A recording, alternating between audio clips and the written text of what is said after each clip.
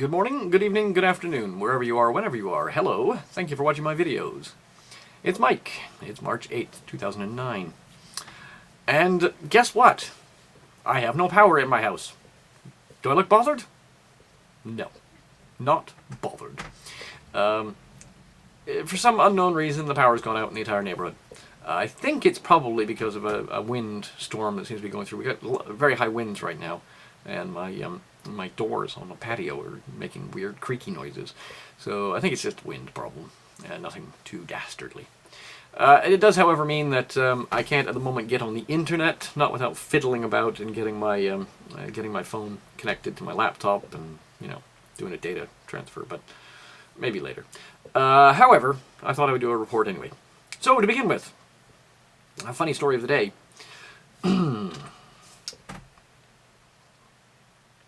New safe bed allows savers to safely store their cash under the mattress. Basically, it's a bed manufacturer. It's more of a joke than anything.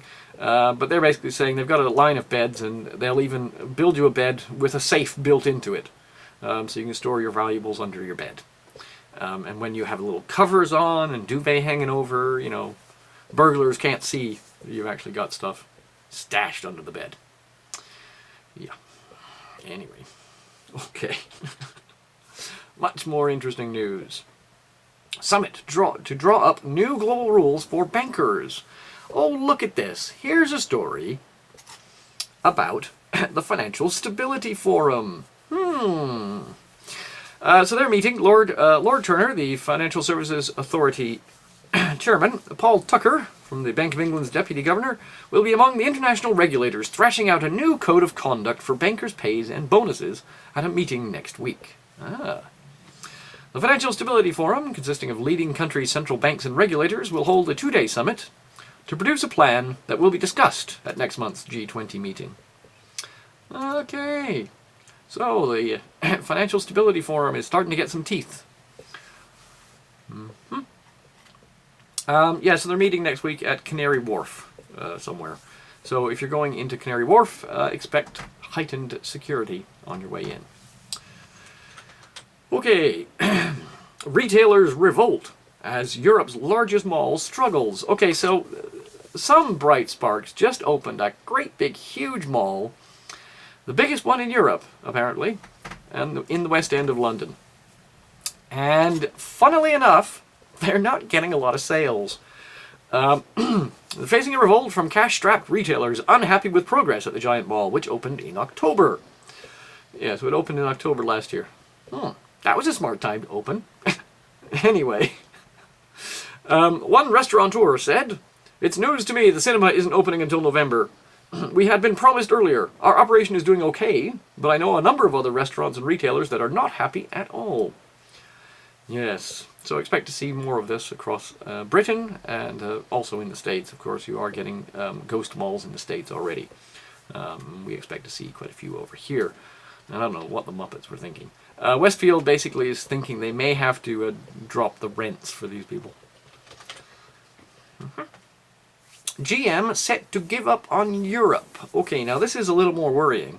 GM is threatening to actually close a whole bunch of factories across Europe,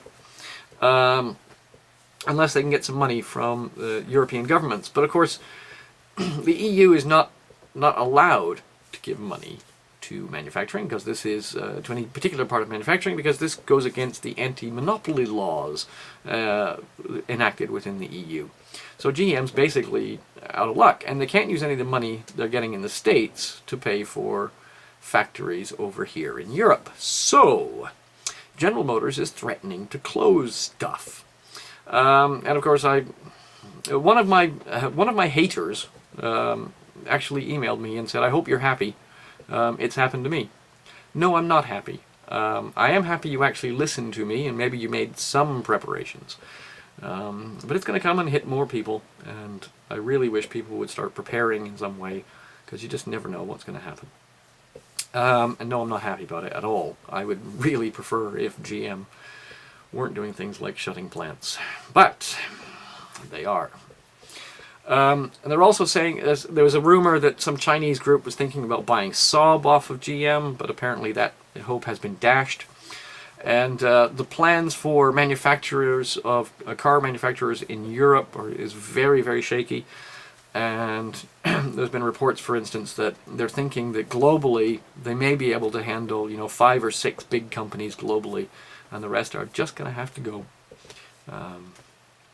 which is very worrying. However, following after that, Brit Insurance falls on talk of fundraising. Lloyds of London insurer Brit Insurance was under pressure and gossip. It is set to press the button on an equity capital raising. Basically, you're going to go find some money. There's other Lloyds names that are in equal difficulty, and it's causing some problems. Now here's a very interesting story. Lloyds, this is the bank Lloyds, not Lloyds Insurance. Lloyds Bank, primed for 1980s slump. Basically, they're planning that the recession, as they still choose to call it over here, will be what is called a U-shaped recession. So it'll be, down, and it'll sit at the bottom for a while, and then it'll gradually climb back up, just like a U. Up till now, they've been claiming it's going to be more like a V. And back up again. So this is why, for instance, in the stability plan, this big stability bill, government recovery bill over in the States, a lot of the clauses say that this money will be available until September 2011. So we must assume, therefore, that the American government is expecting this recession to last more than 2 years. Very troubling. Okay, and a bunch of articles from The Guardian. Caught on film and stored on database, how police keep tabs on activists. Interesting pieces here. Police surveillance, they're focusing on the press more than the protesters. This is a very interesting radio interview on that one. Politicized prying. Yep. And under surveillance, police target environmental protesters and journalists. So they're watching you, folks. I have very little doubt they've got a file on me somewhere. Unfortunately, I do not advocate violence. But they're probably still watching to see what I'm saying anyway. Hello. Hello, MI5. So we'll see what happens. Anyway. U.S. News. Army to buy $6 million worth of riot equipment. Okay, so this story was passed to me. Basically, the United States Army is tendering for riot gear. This is things like, full face mask stuff and body armor, knee armor, elbow armor. This is not stuff you use in combat, folks. This is stuff you use when you have to go round up groups of people. Great big plexiglass shields and stuff like that. So the U.S. Army expects they're going to need to use this stuff somewhere. I doubt they're planning on using it in Iraq. How many, non-violent protests do we get in Afghanistan today? So, be prepared. Gordon Brown calls for morality in the financial system. Basically saying we have to be more prudent.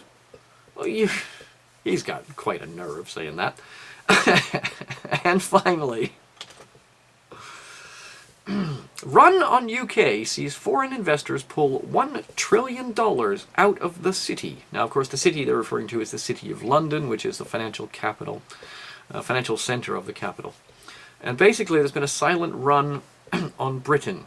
Foreign investors are pulling their money out of Britain to the tune of $1 trillion has been taken out of the investment companies in the city. Very nearly $600 billion was lost to the banks in the last quarter of last year. So, October to December 2008. After a modest positive inflow in the summer. But a massive $682 billion hemorrhaged in the second quarter. So, basically in the last quarter, okay, it's just mind-blowing the amount of money that's being taken out of the system. Anyway, so it's starting to get dark here, so I'm going to have to stop the report. There's a couple of videos linked that are quite humorous, and hopefully I'll talk to you later. And if not, I'll find some way of uploading this. Okay, folks. Peace, love, understanding. I'll speak to you again later. Bye.